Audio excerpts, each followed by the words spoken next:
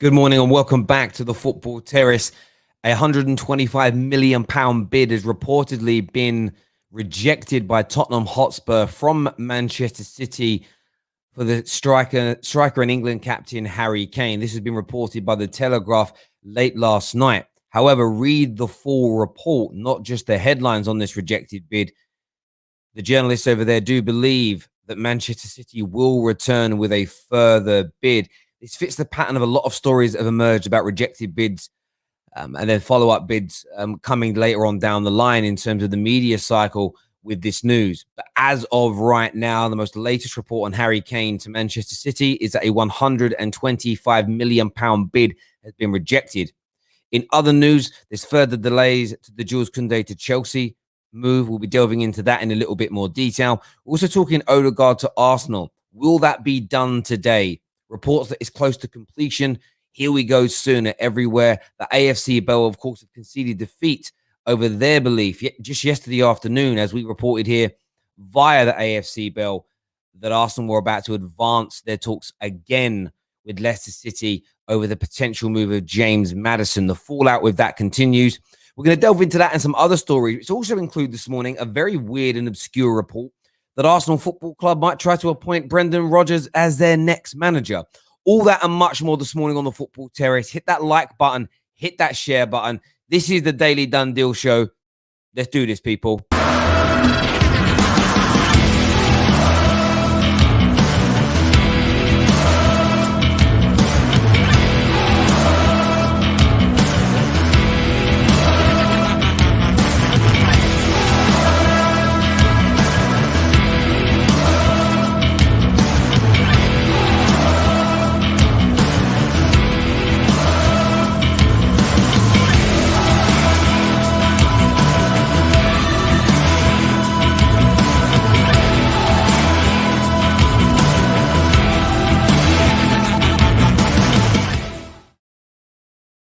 Good morning and welcome back to the Terrace. The news is coming thick and fast at the moment in relation to these transfers.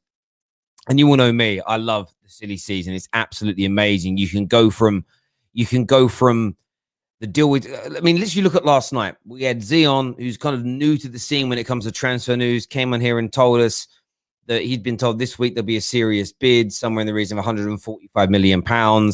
His belief is that the deal for Harry Kane was all but done. All but done. They were his words, or close to completion, one of the two. Pretty much all but done, or more or less done were his actual words. And then within an hour, you get the Telegraph put out reports that actually a bid for him has been rejected, and it's and everything else. And then people neglect what I found so intriguing last night, and this is what I love about it. I saw everybody focusing on bid rejected. Tottenham are no longer answering calls. And everyone was kind of ignoring another part of the article, which was Man City are expected to come back in strong. Harry Kane is pushing even harder now, paraphrasing here, to get the move, telling Paratici that no desire to stay. So, yeah, it's still open to me. And what I find really interesting is people seem to read a headline and that's it, foregone conclusion. I have my beliefs on what's going to... My view on the Harry Kane situation is the same as it was on the James Maddison one. If Man City bid an adequate amount of money, they get the deal done. I don't believe these situations are closed. Like, everybody's very unyielding in their thoughts and feelings on it. I'm personally not. But do me a favor this morning and smash that like button. Retweet if you're watching on Twitter. Hit the follow button if you're over on our Twitch account. I do want your thoughts and your feelings on what's going on this morning. Maria Williams here, bang on. City need to pay up or shut up. And that's absolutely right. They need to put a bid in which is deemed adequate. And it's as simple as that. Of course, we're going to report the news to you, or the claims from journalists, consultants, lawyers, whoever they are. And then we give our opinions on it. This is why we're a fan channel. We're not a media outlet in that general consensus. I find it funny. Someone actually messaged me last night, and I can't believe you said that James Maddison deal was going to progress yesterday into more talks. So I didn't say that. The AFC Bell said it. We presented it to you and gave you a digital forum to be able to discuss it on, to type in, to send messages to, or phone up and say you agree or you disagree. That's it. I love it. Morning, Jeremy, my friend. I'm very, very well. Thank you, buddy. Terry, have you even had breakfast yet? No, I'm up. We are going to start streaming our morning shows a little bit earlier, actually, moving forward. We're going to change some things. They're going to be earlier. But I am off to London today. We've got an amazing thing being done this morning in the studio. So I'm going to be there doing that. We're putting some final touches together. We're doing a dry run through a Friday show. So I'll be in London. I should be streaming properly from the studio later, testing some things for you as well with my brother Javern. Gunner Matt here says, Arsenal need a few more signings, though. Can't just sign Odegaard and that's it. We should go for Aouar too, is what Gunner Matt says. Good morning, my friend. If you are watching, by the way, over on Twitter, you can go click on the link now and come and join us here on YouTube as well. Yes, very early morning for me. But Gunner Matt is buzzing, though. He does seem happy about this potential deal going through. Do I sleep? Not really, not much. You don't need much sleep. 6 hours a night, eat good, train. Got to keep working, baby. Got to keep the grind up.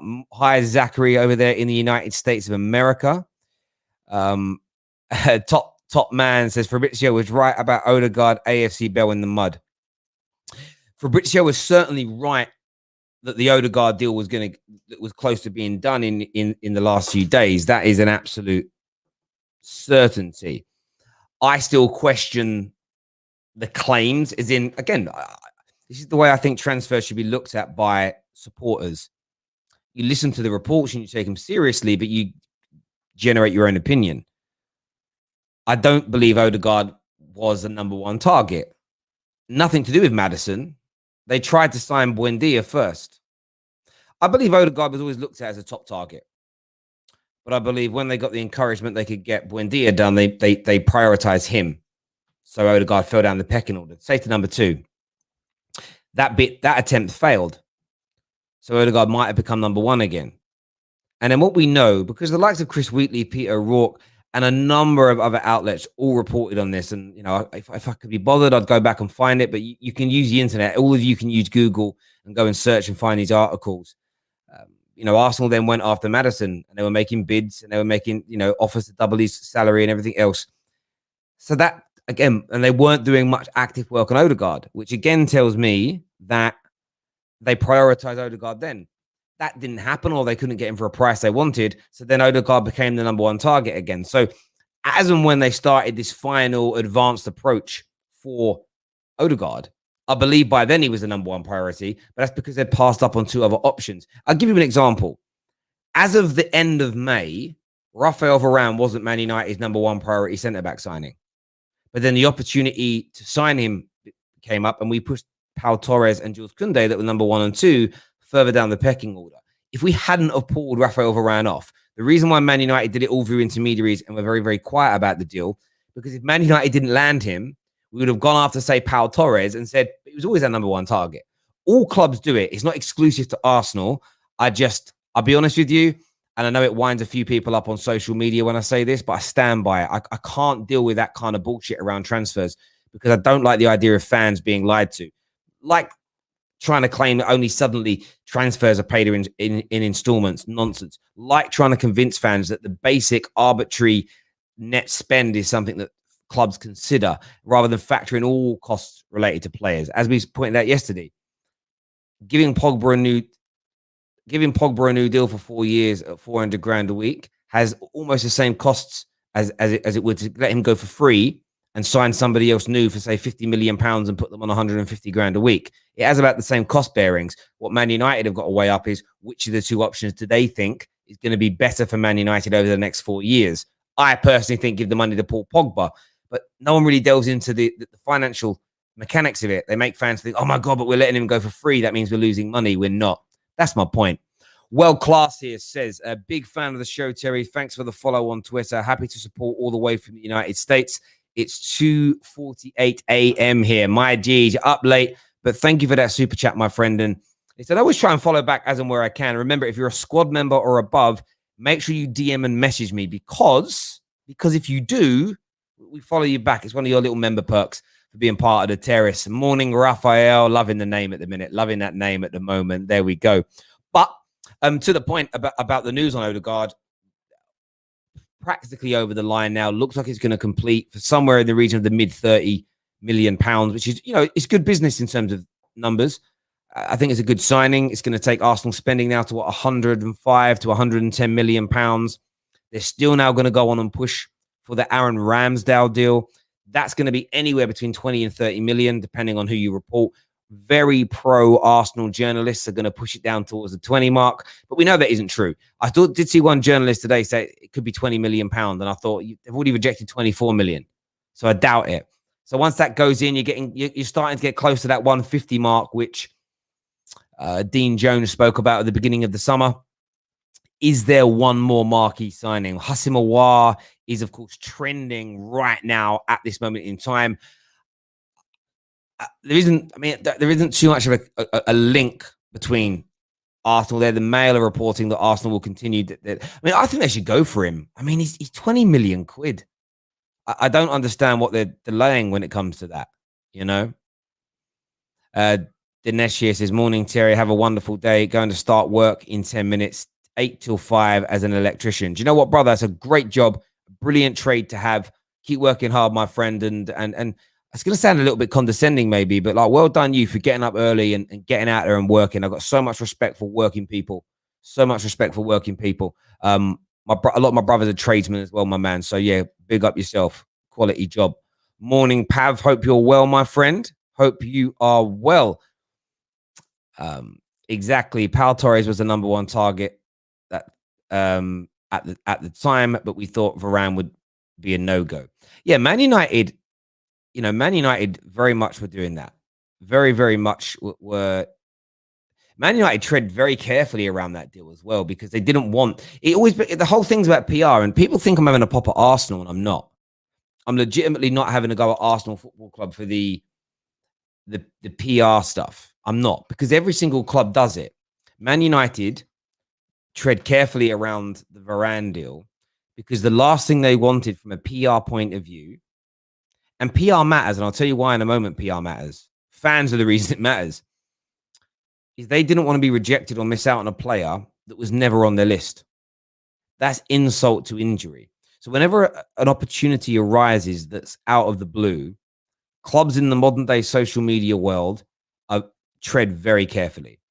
Look at the laughter and the abuse that Spurs had all summer for missing out on managers, being rejected by managers, and then being rejected by the likes of Pau Torres and Jules Kounde, because they actually went about some of that business in the wrong way. They didn't keep it quiet. It was very, very public, and it caused fury amongst the fans. Now, that's starting to settle down again now. But clubs want to be able to control the story. They want to be able to control the story for the sake of the fans. Fans of all clubs, can't handle the truth. We've got into this world now, whatever the reason it is for someone signing, we're angry about it. Oh, Aubameyang only signed. And we know Aubameyang's main reason for signing was the 300,000+ pound a week contract that he was given. There's nothing wrong with that. It's very, very normal. Paul Pogba would like to remain at Man United. He'd like to play for Real Madrid. He'd like to go to Paris Saint-Germain. But in my opinion, he will go to the club that pays him the most. And I have no problem with that. Why should football players treat picking their next job or next company any different from the rest of us? They shouldn't. Yes, they're mega rich compared to a normal working class person, but that's the industry that they are talented enough and worked hard enough to move into. And some of you will, in your careers, or start businesses that grow and start earning mega money. Some of you will do that. Fair play to you. If you're working, if you do really well in the banking industry and you're on 400 grand a year, and you're like, I really want to change now, I want to move on to the next level. And you've got your current bank and 2 new banks offering you deals. But Barclays are offering you 500 grand a year. Barcap are doing that. Morgan Stanley are offering you 500. But you know what? HSBC have come in and they're going to offer you 650. Unless you don't want to do the job that they're offering you over there. And it's just, you go do the one for 650. You go take the bigger amount of money, generally speaking. No issue with that at all. But what I don't like is when people, I've taken jobs for money, and then people are like, oh, I wanted to come over here because I've heard about this brand new innovative piece of software they've got and the way they do. No, you went for the money. Just be honest about it and open. We can all read the room here. That's all I'm asking for. Jules Kounde update. Jules Kounde is an interesting one. So the reports have come out this morning that West Ham, although they've shown interest, and although it was reported a week or so ago that they're going to come in and they're going to improve their offers. It still appears right now that the salary that they're willing to give to Kurt Zouma isn't satisfactory for the defender. Yes, there's the likes of Emerson and a few others that are linked with moves out of Chelsea Football Club. But as per Dean Jones yesterday morning on the Done Deal show, Chelsea are a smart club. They need to ensure that their books are balanced before the end of this transfer window. They need to get rid of Kurt Zouma along with 2 or 3 others to make it. They want to make it airtight in relation to FFP. They've already had one transfer ban, which delayed them for a good year to 18 months as a club. They don't want to suffer any kind of other breach of FFP rules that could impact them in a year, 2 years, 3 years' time in relation to competing for all major honours. The deal is still on. The player and the club are still relaxed about the situation. Personal terms are agreed. There is no push or there is no desire from Jules Kounde to want to try and move away from this deal. Nobody else at this moment in time has made any kind of push to leapfrog Chelsea in their pursuit. Where it could become quite interesting is if suddenly out of nowhere Real Madrid or another team come back in for Jules Kounde and they look to seriously try to if they come in and they really look like they're going to be able to make an offer that's satisfactory to Sevilla. Sevilla are now in a situation where they're sort of they will allow the deal to go through, but they have to either be given an adequate replacement, and there's nobody else currently left in the Chelsea squad that they deem a high enough standard to be able to replace Jules Kounde in a player plus cash swap deal. So they're looking for their alternatives as well. So there is also that slight delay also getting in the right level of caliber replacement. Sevilla see themselves as a team that could potentially challenge for the La Liga title this season, so don't want to overtly weaken themselves. What Chelsea and all other clubs in Europe do need to consider as well, there is a buyout clause of £66 million circular, reported slightly different everywhere you go. Within that buyout clause, though, is an additional subclause, which is at the end of this transfer window, the Spanish transfer window, that buyout clause rises to £77 million. If Jules, and this is where Chelsea do need to tread carefully, along with anybody else that is potentially looking at him, is that transfer clause increases by circa 11 million quid. And if he has a very good season, it's going to be even harder to prize him away for a cheaper amount of money. So that's also something Chelsea have to look at. I see this deal actually it's taken a lot longer than everybody first expected. The thoughts were that Zouma was going to accept the offer they were putting towards him, but he walked away very unexpectedly. Chelsea are still working on it. There is the potential, if a few more loan deals and fringe players go, that Zouma won't be holding this up. That Zouma is key right now to this. And what I find very interesting yesterday is I saw a number of Man United fans moaning about the lack of sale of players and everything else, and it's because we pay too much salary. There is part of that. Man United have been damaged by their past legacy. Arsenal are definitely being damaged by their legacy contracts now. They're costing too much money. They're hard to get rid of. But when you actually deep it, how many top players have clubs sold? You've had Tammy Abraham leave, like young player, not even in his pomp yet. How many others have gone at big clubs? City have sold no one. Let's actually go and take a look at this. Let's actually go and take a look at this, because I feel like I'm not having a pop at anyone, because I was moaning about Man United not selling anyone the other day, and then I started to think about it, and I was like, has anybody actually got rid of many individuals so far this season, this transfer window? And I was trying to work it out, and I was sitting there and I'm like, I don't know if anybody has. Legitimately, I don't know how many people have. So if we look at this right now, we'll actually put this up on the screen. I could end up being really wrong here, but I don't mind being wrong. Being wrong isn't an issue to me. I'm very fortunate to not have that weakness within my psyche. I'm on Sky Sports here. Sky Sports website's pretty clear on this. So if we look at the outs, like that contract expired, but no one major out of Arsenal, really. Actually, I'm a liar. Oh, Joe Willock. You could argue Joe Willock out is pretty big, but okay. Villa, we know that they've done it. I'm talking about the big six here, the big six teams. Chelsea outs. I mean, yeah, Chelsea have got rid of Tomori, but he was already out on loan last year. Tammy Abraham, as we mentioned, just gone for £34 million at this point. Season's already begun when that deal has gone through. So there we go. We have, who else we got? Who we're going to look at next? We'll look at Leicester. I mean, Leicester, that they're not in the big six, but no one big has left them. Liverpool, again, they haven't been able to sell anyone. Like Liverpool, who are touted as having the best director of football in the business, have got rid of nobody. They've got rid of absolutely nobody yet, as it stands. Man City, again, barring people leaving for free, they've sold absolutely nobody. Man United, I mean, yeah, no one. We've sold no one, really. We've done a few loan deals, but nobody's gone. And then if we scroll down and look at Tottenham, Eric Lamela as part of the swap deal for Gil. Like, nobody's really done anything. So I just kind of, I just feel like everyone's in that same boat here. So Chelsea are trying to balance their books, but it's hard because nobody wants to buy. Most of our European counterparts don't have very much money.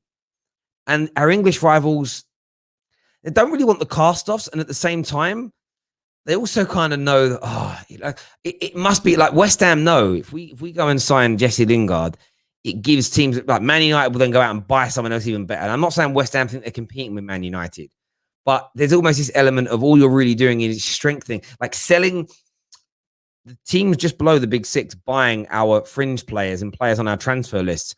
They just know it's actually going to take Man United and Chelsea and everybody else further away from them, because it means that, Zuma's going to go to West Ham, which improves them, but then Jules Kounde comes in and makes Chelsea even better. So I do think there's an element of they're just trying to drive the prices down. That's what the UK clubs are trying to do in relation to these signings. They feel like the longer they leave it to maybe bid for the Zumas, bid for the Lingards, etc., the cheaper they'll get them, and the less money we generate, the less likely it is that we're going to be able to go out and recoup that and with adequate replacements in the squad. So I think everyone's got to remain relaxed about their teams not selling anybody. It isn't an exclusive, like, as much as Arsenal fans are angry, and I've been talking about it, it's not exclusive to Arsenal that they've not been able to sell anyone this year. It's pretty much the whole of the big six. I'm not saying that Arsenal would have sold them if it hadn't have been the financial crisis wasn't in Europe the way that it is in the football sense. But I do think there needs to be an air of like level-headedness to this. There simply has to be. Like, there's opinions and then there are facts. And no opinion in this world, I believe this to the grave.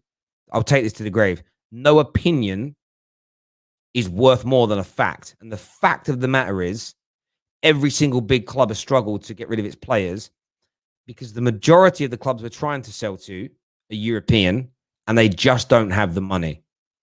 However, what does need to happen is that I think these bigger rich clubs need to front some money. I don't know the mechanics of it because I'm not close enough to the finances, but I'm pretty sure they could all pump a bit of money in. I'm pretty sure they could all offset for a year a player, take a little bit of a risk, but we'll see. David here says, morning, Terry, morning all. I'm content with the United squad. Be happy if we sold, loaned out people now. Yeah, listen, I think I would like to see Lingard go and get a move elsewhere. I would like a couple more loan deals out financially for one reason. Secondly, keeps the squad nice and tight.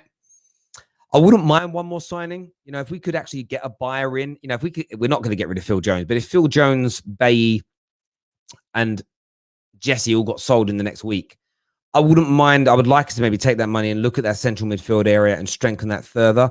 That would be my view. That is what I would want to happen. But I also don't know if Bailly's going to leave now anyway, because of course Tuanzebe's gone out on loan. So I think Bailly's going to be the fourth choice centre back. So I think that's kind of unlikely now. It was something the club toyed with, but of course they've loaned out Tuanzebe instead.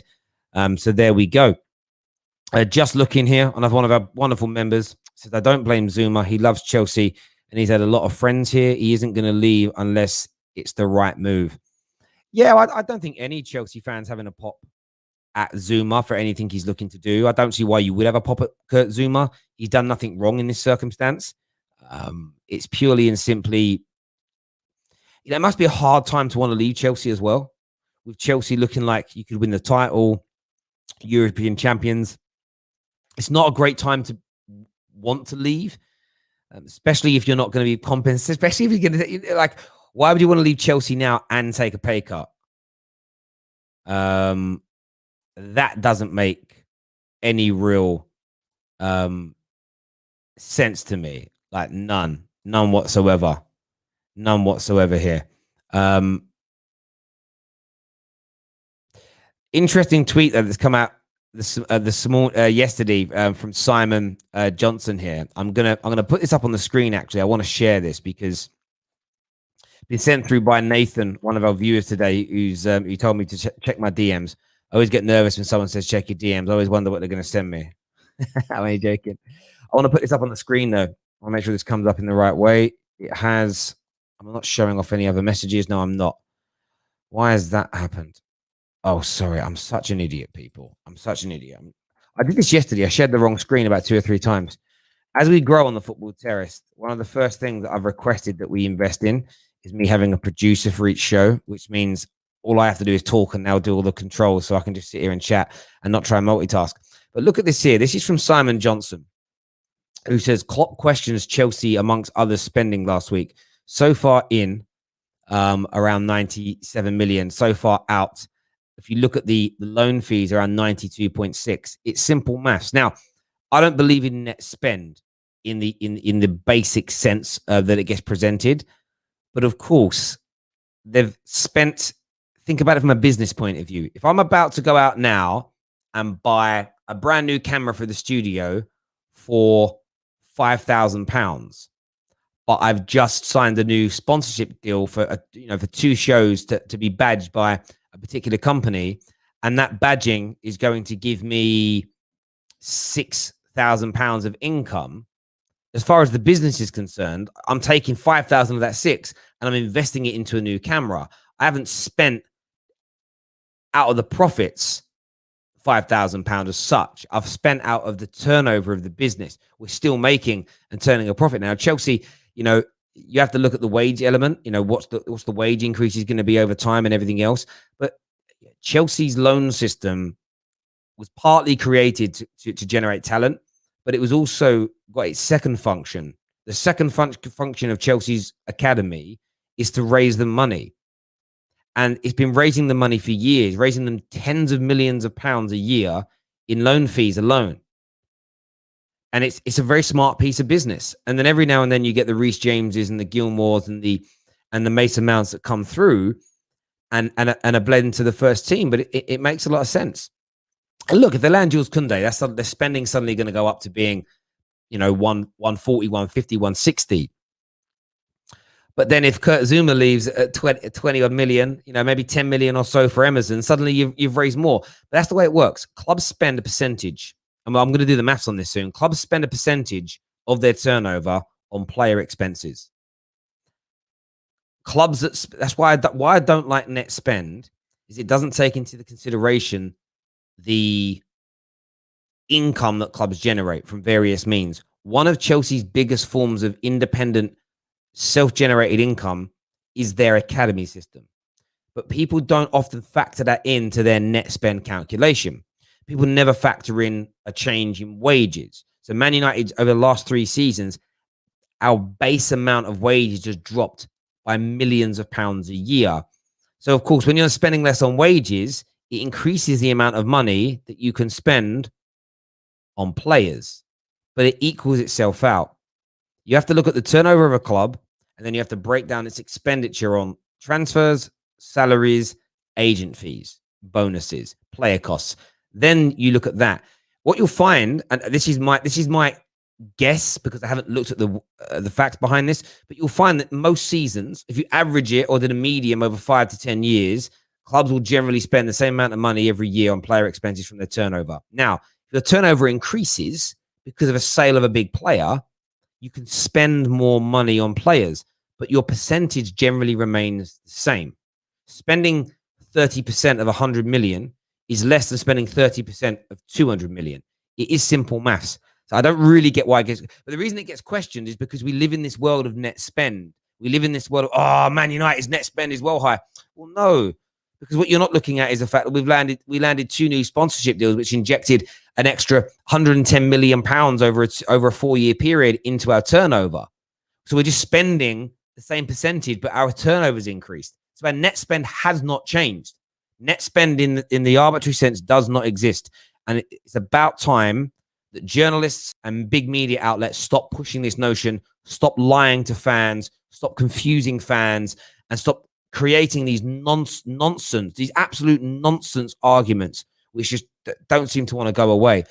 It clouds the water. It really, really does. It really, really does. So it's a great tweet there by Simon. It is, just simply is. Stream here says, I feel for Klopp. He's frustrated that we're not signed anyone and he's taking his anger out on other clubs. Yeah, listen, I totally get that. And Jurgen Klopp isn't stupid. Jurgen Klopp will know and understand all of this more than me. But he's a professional man. He isn't going to come out and attack FSG. It is frustrating for him. And we know it's frustrating for the Liverpool fan base. It's why they were so triggered by Jess a few days ago over her claim that she thinks this squad's going to suffer injuries this year. And the maddest thing about it is, they said, how can she tell the future? You're predicting you're going to finish in the top 4. How can you predict the future? It's people are allowed to make their assumptions. People are allowed to have their guesses, especially when it comes to football. But yeah, he's definitely frustrated there. People always forget Christensen has been at Chelsea since he was 14, 15 years old as well. Absolutely. Good morning, Cole P. I hope you're well. By the way, everyone, smash that like button for us this morning. Really important to the Football Terrace that you do that for us. Give it a smash. Give it a share across social media. If you're watching over there on we are actually going to start streaming on Twitter a little bit more moving forward. I haven't really done it enough. I just never click on the button to set it up really, and I should do. But give us a little retweet if you're over there. Thank you very, very much indeed. There's a comment here actually from Booja B over on Twitter who says, Levy is getting on my nerves with this BS. If I was City, I wouldn't try anymore. Then tell Harry Kane to just be injured 90%, 99% of the season until they agree to let him go. This is ridiculous. This is Daniel Levy. This is the way that he and the Spurs board go about transfer business, my friend. Terry, why such an early start? I want to start making my morning shows earlier, really. You'll see some changing of times in recent weeks as the studio opens. And plus, I've got to leave. I'm going to finish this, get myself changed, and I'm going to be heading myself down to that London and pushing forward from there and getting the studio done. I can't wait to reveal I don't want to say what it is, what's being done in there today. We've got to do some testing as well. Remember, Friday night on the terrace launches Friday evening, 6 p.m. Make sure you're there for it. We've got an amazing group of people that are going to be in the studio with us. We've got Marlon Harewood there as our special guest. We're going to have Tade, Daniel, KJ, Adam Charles, Have Hope. I'm going to look at the list here. Showstar's going to be there. Jeremy's going to be there. Matt, who calls in, the Man United fan's going to be there. Gunnar King, Winter Surfer. One of our legends and super fans, Dwayne's going to be there. Who else am I missing? Plus, Neeks is going to be there, plus more. It's going to be an amazing show on Friday. Very excited to be launching that. Ahmed here says, Terry, if possible, Terry, can you explain in general the FFP in relation to what City can and can't do for their transfers? Well, I think in basic terms, when it comes to FFP, you have to remain within a certain level of losses and profits over a course of time. So, it was established to prevent football clubs from spending more than they earn, essentially in the pursuit of trophies, in the pursuit of success. They claim that it's set up to stop you from damaging your club moving forward. Many people believe, and I do have this kind of underlying thought within it, that actually it's done more to stop the clubs like the Cities and the PSGs from being able to pull away further. Now, what's interesting is that individual leagues have their own FFP rules that are slightly different of that from UEFA. Now, at the top of my head, I don't actually remember. I'm just going to try and look it up now to see what's stated. But essentially, there's a certain amount of, you're only allowed a certain amount of losses over a 2 to 3 year period. And you're limited to how much money that can be pumped in by the football clubs. So essentially, the Sheikh can't just bankroll Man City and spend what he wants. They have to generate a certain amount of income themselves, as in through business transactions, commercial revenues. There's a certain amount that can be pumped in. In terms of the actual amounts, I'm going to be very, very honest. I haven't read about FFP in a long time, so I don't quite remember it to the degree that I should. But I'll have a little look about it. We'll go through it again. But assessments here says clubs are no longer allowed to have losses, essentially. This is what it says here. Limits are 45 million euro. That doesn't make any sense to me. There's a kind of, it goes, to be exact, clubs can spend up to 5 million more than they earn per assessment period, 3 years. However, it can exceed this level to a certain limit. So essentially, it can't exceed like 30 odd million euros of losses within a 3-year period. That's essentially it. So they have to make less losses than that or profit as an organization. But there are loads of sub clauses within it as well. And again, I don't know them off the top of my head. It isn't my area of expertise at all.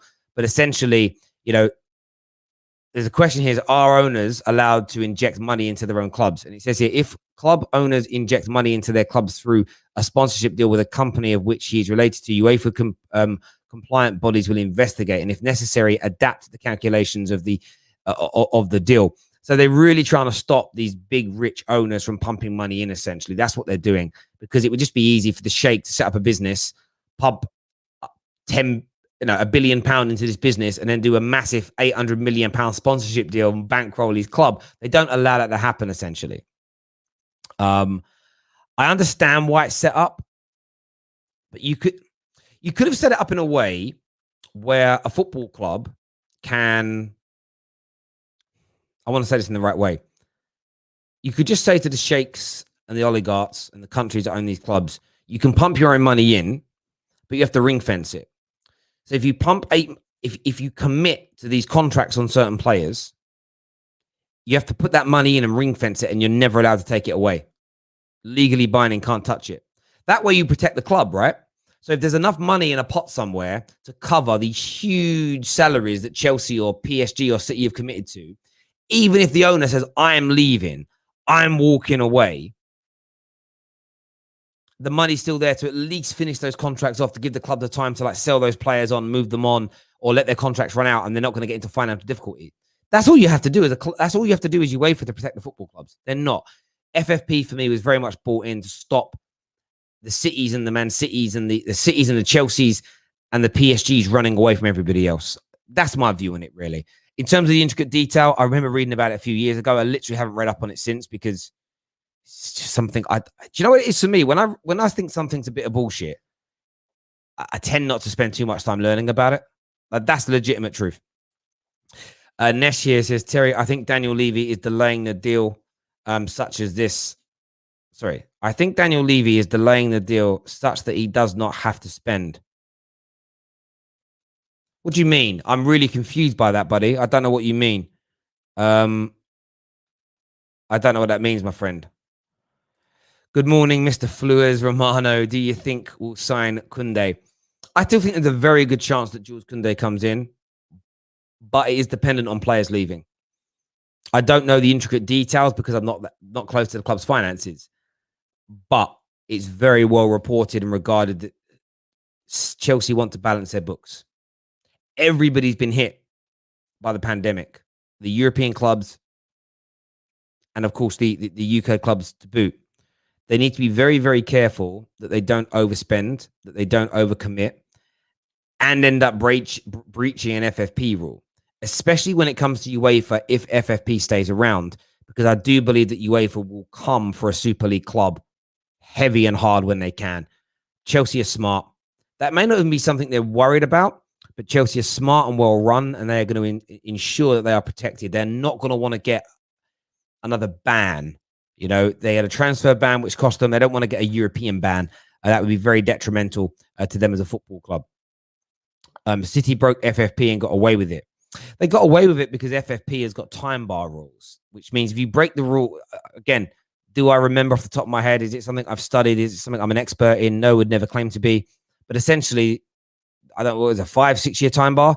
So if I break the rule today and in 7 years I get caught, as long as that it happened and the evidence only relates to these offences that are outside the time bar, I can't be found guilty.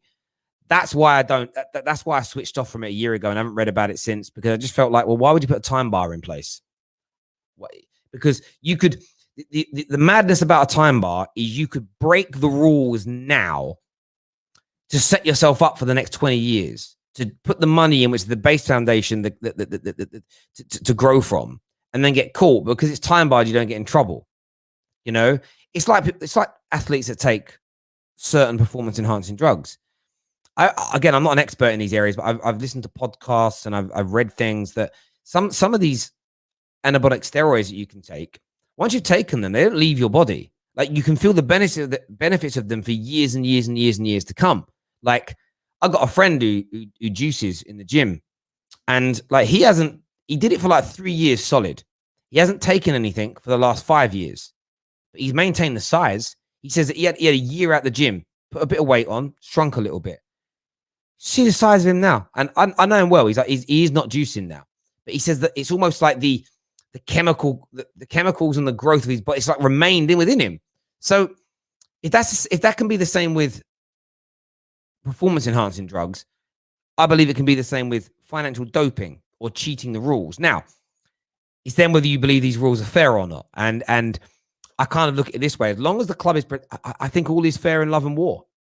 I think all is fair in love and war, and as long as the club is, all I want the authorities to do is protect the clubs for the fans. So ensure money is ring fenced. Don't allow to happen. You know what happened to Leyton Orient? So the owner signed all these big players for that level of football on huge money that Leyton Orient could never afford. And he said he was going to bankroll it. And then he got bored a year in, loaned out every single player that was on big money, and basically played the youth academy for a season. They got relegated twice. 2 seasons, got relegated twice because that's what they've got to protect against. It should be right. If you commit to spending X amount of money, you've got to put it into a ring-fenced account, and you've got to be able to cover those costs. So what they should have been able to do is kept those top players in their team and let them just run out their contracts, and then slowly start replenishing the squad with players they could afford. That's how literally that one action protects them. But yet they don't seem to want to do that. So yeah, I'm not really a fan of it. City won't win the title without a proper number 9. I see Chelsea and Man United up the top challenging there, is what Tavine has got to say. Listen, a lot of people agree with you, mate. A lot of people agree with your train of thought on that, buddy. A lot of people agree with your train of thought on that. They really do. It's as simple as that. It is as simple as that. Oh, someone sent me a line through here about FFP. Again, I read the last time I read about this I honestly read about this in 2014. I've never really gone back to it since. So it says here what clubs must do to comply with FFP.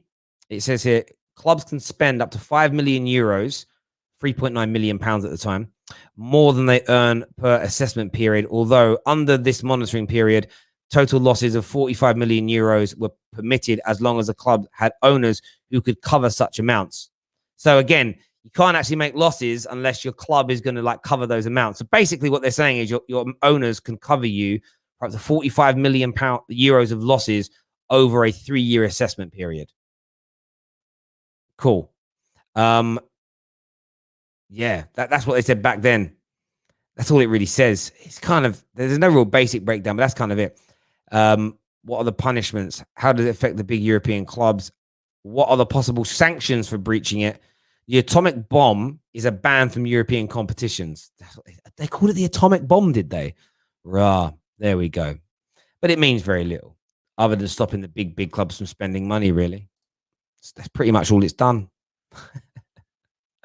That's pretty much all it's done. Morning, HZ. Hope you're well. Terry, why is FFP interfering with clubs' ambitions? Well, I wouldn't say it's senseless.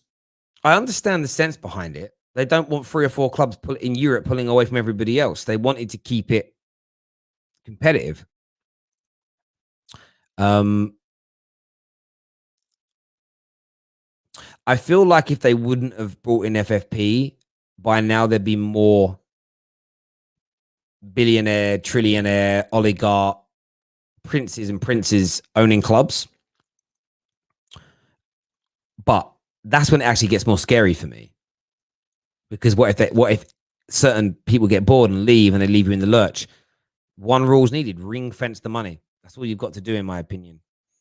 Haaland and Kounde, Chelsea fans, you got played. Terry milked you. Not really. I don't understand what you're talking about. Like, Nabil, that's a very cruel thing to come out here and say this morning, my friend. The Erling Haaland links were real. The stories were put out by genuine journalists, and we gave Chelsea fans the opportunity to have their say. And Jules Kounde deal is still legitimately on. So you know what I mean?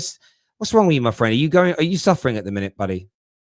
Are you suffering at the minute? Because you seem there's been a lot of outbursts from yourself in recent time, my friend. Hope you're okay. I hope you're well. If you need anything, I know you follow me on Twitter. Drop me a DM, bro. We can have a chat. There we go. There we go. Terry, did you see Simon Jordan exposing the West Ham investors? No, I haven't seen that, but I'll take a little bit later. Justin says, maybe you just answered my question. Maybe I did. I don't know. I felt like I was waffling the answer, if I'm being honest, because again, it's not something if it's something I know properly, I'll talk about it. It's just, do you know what it is with certain things at FFP? I just switch off from things I just think are nonsense. So I don't really learn about them. So yeah, like intrinsically. People who say United should challenge for the title at the same time saying Ollie ain't good enough to make me laugh. Well, it's two things, isn't it? Like, we should be able to challenge for the title with a squad this good, but can we? What we should do with a better manager isn't what we can do with the current guy we've got. That's the bit that always needs to be taken into consideration for me, but never seems to be. At all. Yeah, hug time. Absolutely hug time. It's hug time. If people are feeling down, let's have a hug. It's time for the cuddles. I'm drunk. Oh, that's your excuse. At 8:30 in the morning, brother. If you're drunk at 8:30 in the morning, honestly, I send me a DM, bro. You need them hugs. You need them hugs, baby. We'll go out for a breakfast. I'll get you some strong coffee. I'll give you a nice hug. We'll sort you out, my friend. Thank you here, Nesh, for the super chat. You didn't make a comment, but thank you very much for the donation to the Football Terrace. It means a great deal to me. All your donations, all your super chats do are very, very humbling when we get them through. Maria Williams says, I need a hug as well. Gents, how many of you up for going to give Maria Williams a bit of a hug this morning? I'm sure a few of you would be like rats up drain pipes. Just looking here says, I'm not going to lie. Ollie has far exceeded my expectations for him. Who knows? Maybe he'll prove everyone wrong. Listen, Ollie winning the league, I can't see it myself. But if it was to happen, wow, it would be amazing. It would be legitimately amazing. I can't see it. Like, I like to be honest about these things. I can't see it happening, but I would love it. It would be colossal. It would be colossal, wouldn't it? I can't see it happening. Terry, what do you think about Arsenal's protest? Oh, there is a protest. Honestly, I don't care anymore. I don't care. I feel like, and it's all club protests. I'm done with all fans that say they're protesting. Until I see those season tickets teared up, until I see no merchandise being bought, until I see a complete boycott of your football club, I don't want to hear about it. I don't. I stop tweeting about them. Stop making content about them. Blacklist them from your lives. If every Arsenal fan shut down for a month and just stopped any kind of talk about Arsenal, tweeting, videos, buying tickets, buying lunchboxes, reading articles, every one of you, cancel Sky, cancel BT, cancel whatever the channel is in your country. If all of you did it, and the only statement you made is, as a collective, we're doing this, and you just did it. No noise, no Instagram post, no, oh, look at me, I'm at a protest. If you just actually took action, something would change. Now, you don't need to do those things. It's well within your rights, and I respect it, to do whatever you want to do in life. I just don't want to hear about it anymore. Same with Man United fans. Same with Liverpool fans. If you really feel that strongly, stop talking and do something. I'm not going to hypocrisize myself. I've done my own little bits about not pumping money into the Glazers, but I ain't telling people what they should and shouldn't do. I say what I think, but not what I'm going to do this, I'm going to do that. I'm not going to go to any of these Glazer protests because I don't think most people there. I honestly don't think more than 10% of people that were there really care. Really care. I don't. That's my view. I could be wrong. But there we go. They still buy the kits. I mean, that's my point. I just can't be dealing with it. I can't be dealing with it, you know. It's honestly, this has been like my mantra my whole life. I used to work for a guy, big up myself, Kenny Ken, at Barclays. I like this guy. We used to call him the poisoned wolf. Very short guy. But he was just so poisonous about everything. And that was his nickname. But he was nice. That sounds so weird, but to people, he was lovely. He just was angry about everything. He worked for the bank, started as a cashier, became a personal banker, became an assistant manager. Man moved into investment banking. Investment banking. Do you know what this guy used to do in his spare time? He used to go to anti-capitalist marches. He was an anti-capitalist, but worked in an investment bank. Very good at his job as well. So the man was making money, big money, from the very same system that he said he was against. It used to drive me insane. It used to drive me insane. Right? Legit. No, not DJ Kenny Ken. I didn't know that was a DJ. We just called him Kenny Ken. Like legit, right? The man was against capitalism, but he was an investment banker. People tweet about being against capitalism. They tweet on their iPhone about being against capitalism. You can be against capitalism. I don't have an issue with you, but get off the iPhone. Stop. I'm a stickler for this kind of thing. Like, I hate seeing certain things go on in the world, but you have to look at yourself and you're like, yeah, but am I benefiting from these things? If I am, and I'm not stopping these benefits, I keep my mouth shut because I just feel I don't like it. Something about it don't sit right with me. It's like on socials. A lot of people that I see talk about being mental health advocates are some of the nastiest people I've ever met in my life. Now, we all make mistakes. We all wrong people at times. That's very, very natural. That's very, very normal. But there's a number that are always talking about online bullying and how that they're affected by it and how people treat them bad and they do pro mental health this and pro mental health that. And then they legitimately sit there on the internet or behind the scenes, like ripping into people and telling lies about people. I just see it all the time. People like that worry me. They worry me. But there we go. It is what it is.